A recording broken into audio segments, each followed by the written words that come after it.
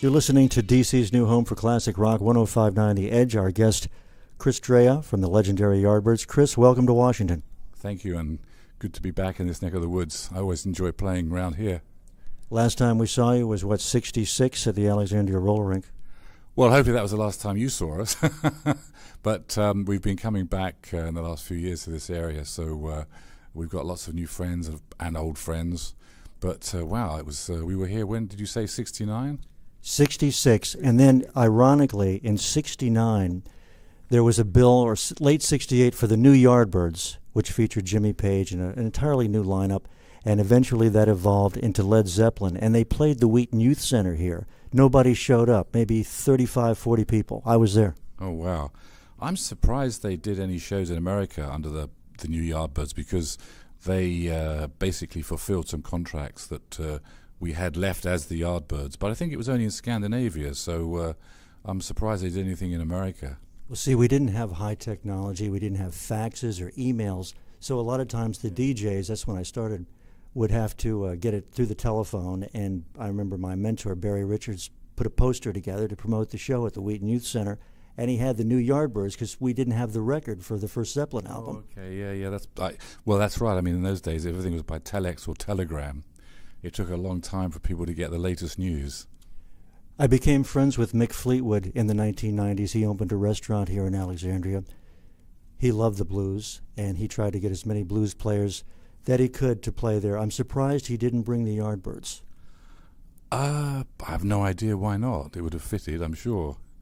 Yeah, because we've known Fleetwood Mac from the days when they were the original Fleetwood Mac, with Peter Green, and then became the sort of more modern California Fleetwood Mac. Kim Simmonds from Savoy Brown, of course, another blues aficionado, kept the blues alive. And basically, you did what Mail was doing. There was a blues crusade, as they said, back in the 1960s over in England, right? Pretty much. I mean, we did that unusual thing where we took your great black blues music and brought it back to you. So we were kind of the European link that went backwards and forwards from America to England, and then brought back to a new audience in America. You're listening to DC's Classic Rock 105.9 The Edge. I'm Tom Grooms, and with us Chris Dreja from the legendary Yardbirds. And thinking about the blues and going back, I was looking at my old Stones albums, and I saw the tune written by Jagger and Richard, Off the Hook, and that expression has become very popular. They were the first ones to use that, off the hook, in 1964. And you, with Rave Up, of course, in the 1990s, right into the new millennium, all the kids were having a rave up. But you guys had it first.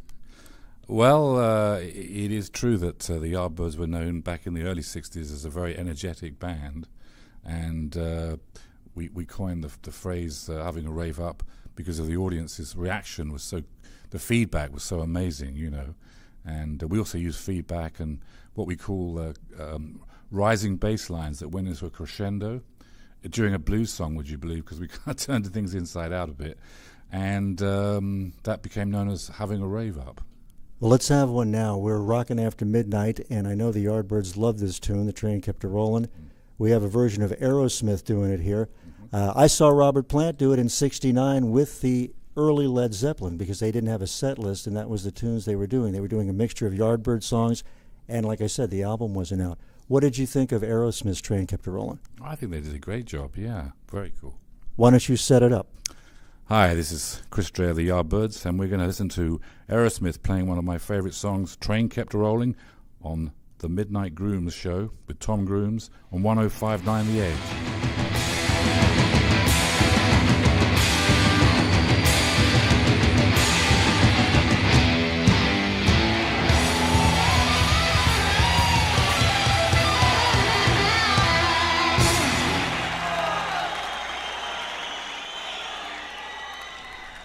You're rocking on the Edge, 105.9, DC's Classic Rock. With us this morning, Chris Dreja from the legendary Yardbirds.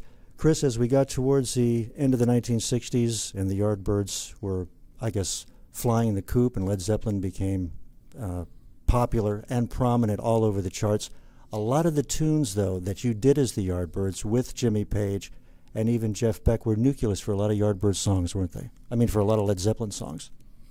Well, yeah, it's true that I mean, during the period of both Jeff, but certainly with Jimmy, because he joined the band for only 18 months.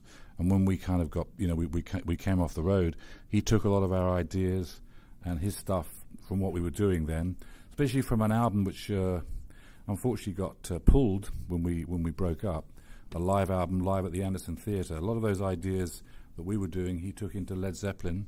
And then, well, then he made history with it. No doubt. And also I think about My Girl Sloopy. The McCoys had it as a big hit, but it has roots going back even further than that by a R&B group. Yes. Where it was called My Girl Sloopy, not Hang On Sloopy. That's right.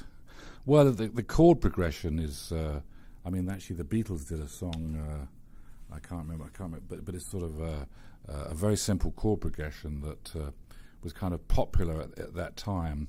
Now, what was their song the Beatles did? I have to remember this. The Beatles did everything, didn't they, in the early days? I mean, they'd run out of songs, so they'd start doing everything from Bessie a Mucho to what? Oh, well, to everything that Little Richard ever did, They did like us. They played in Hamburg, in the early days like we were playing in London. We were doing all-nighters. You had to dig very deep to do 5 shows a night, During my radio career, I became friends with Levon Helm and Rick Danko, the late Rick Danko. Rick loved Sonny Boy Williamson. Levon was from Arkansas. They knew Sonny Boy. They would practice during the King Biscuit Boy Hour all the time at the radio station there with Ronnie Hawkins. And when I talked to Rick back in the 90s, he used to say, well, I met Sonny Boy. He came back from England, and he was playing with these guys called the Yardbirds, and what a show. Tell us about it. Can you reminisce? Well, we had an agency who ran the Marquee, but they were called the National Jazz Federation, and they were the first people in Europe to bring over real black musicians, which was unheard of. And they used to bring them over singly because it was very hard to bring them over with their bands. And it was suggested that bands like the Yardbirds or maybe the Animals would back up some of these blues players. So we started working with Sonny Boy. And it was an amazing experience for us because it was the first time that the Yardbirds were playing, really with the real thing, And, of course, he was outstanding. But being a blues man, he used to chop and change a lot of things at night, keep us on our toes. And in fact, there's quite a funny story, actually, that he went back to America and he was talking to the guitar player from the band. I don't think it was Rick Danko, but and he was saying, I was playing with this band in England called the Yardbirds, and they wanted to play the blues so bad, and boy, did they! Robbie Robertson, yes, and that's a really kind of funny story that was probably kind of true, actually. Sonny Boy's house was always getting struck by lightning, I understand. Oh, really? I heard that story from a guy named Bubba who has the Sonny Boy Williamson Blues Society out there in Arkansas. Yeah. But it's a true story, and Rick backed it up. He said, Sonny Boy was always telling me, my house got struck by lightning last night. But he definitely was one of the masters of rock and roll. And again, we do appreciate what you did 40-some years ago, showing us our roots. We had a very, very depressed time.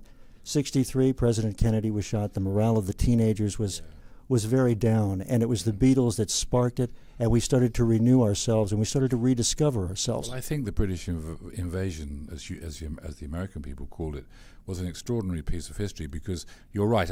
We'd come from post-war times. Things were dismal for us, and youth needed to break out and make things happen, which we did. Of course, we didn't know in those days that you had like an apartheid with black and white people. So I guess us bringing the music back and helping to break that apartheid between the black and white musicians, I'm very proud of being part of that because it was, in retrospect, it was so important, You replaced the Rolling Stones at a nightclub back in the early 60s. Again, when we said Off the Hook was the Stones sang way before it was fashionable and rave up, but you also were at a disco or a discotheque, which was very fashionable in England, and you replaced the Stones at the Marquee Club, was that correct? It was the Crawdaddy Club. Crawdaddy, okay. Crawdaddy, yeah.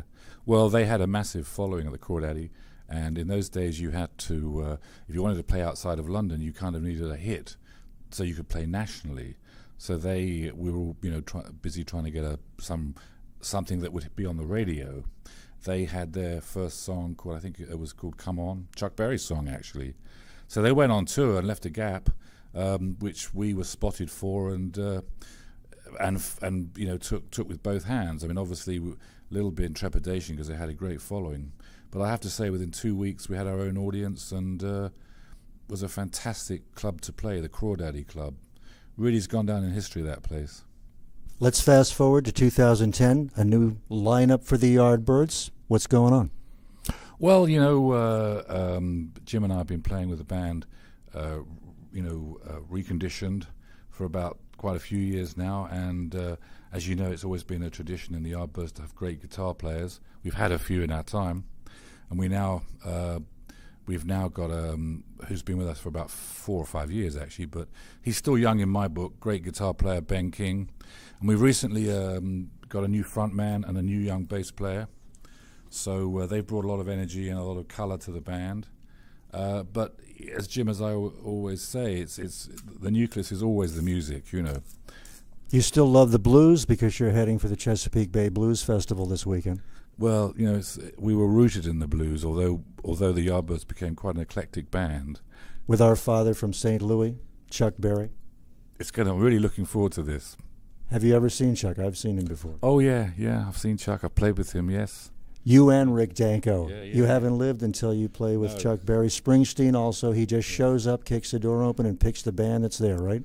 He's amazing. He's a walk-on, walk-off miracle, you know. And, of course, at his age, and he still does the business. He's quite amazing, you know. But, hey, he wrote all those great songs, really unbelievable songs. I mean, you have to remember that he crashed the Monterey Jazz Festival and brought blues and rock to... a jazz event. I mean, he's another earth shifter. Are there any bands that you have your ears on and your eyes on today in 2010 that we should look out for? Well, only as much as to say is that the more I travel, the more I see people forming bands again, especially young people, which is a great sign. I mean, in the 80s, there was a blues boom, but it was very techno in those days. A lot of electronic music and stuff. Any advice for aspiring musicians who are just coming up? Because it's tough, Chris. You know, they don't even go to clubs anymore. It's all internet, MTV, you know. Yeah. Well, if you love the music, don't give up. Persistence pays off. Yeah, I mean, and you don't have to make a lot of money. I mean, we never made bucket loads of money. We just actually, what the music did for me and was the mere fact that it gave us, we survived and we were able to do the very thing we loved. People have got it all around the wrong stick, and it's very difficult now. But you don't have to be a major celebrity. You don't have to make loads of money, but you've got to have a passion, and you've got to stick with that passion. That's very important, because if you do that, that can actually take you anywhere. I've said it before, and I'll say it again. Whether you look in the encyclopedia or on Wikipedia online, the Yardbirds are the true, genuine article. Definitely British rock royalty when it comes to rock and roll. And thank you so much for all the years of great music. Thanks for joining us this morning. I hope when you come through Washington, D.C., you'll come up to the station and spin some tunes sometime. Time permitting, I couldn't think of anything nicer. And thank you very much for having me and the Yardbirds on your show. Thank you. Break a leg. Yeah, and you. Not literally. Mr. Chris Dreja from the legendary Yardbirds. Hi, this is Chris Dreja of the Yardbirds. You're listening to DC's new home for classic rock, 105.9 The Edge, and happy holidays.